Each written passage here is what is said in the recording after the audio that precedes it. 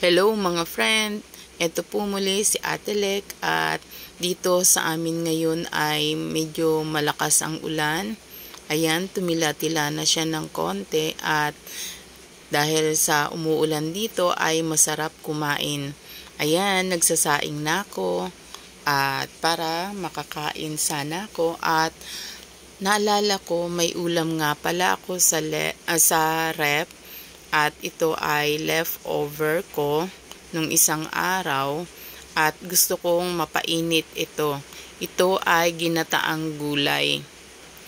Gusto kong mapainit siya para medyo masarap kainin at naisip ko para mapainit ito ay ayan, habang nagsasaing ako ay ilagay natin ang ating ulam na leftover sa loob ng kaldero habang ang ating sinaing ay iniin-in.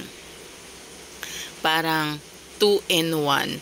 Habang nag-iin-in ng sinaing ay napapainit naman ang leftover na ulam. Ayan, mainit na ang ating ulam.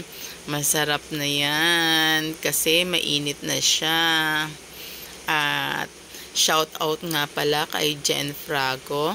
Shout out to Easy and Delicious with Euprasia.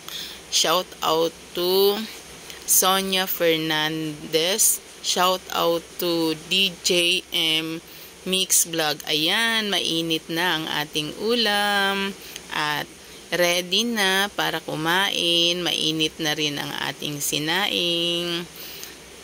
Ayan.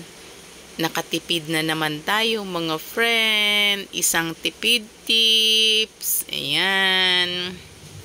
Sana ay mag-comment kayo at bigyan nyo man lang ako ng isang thumbs up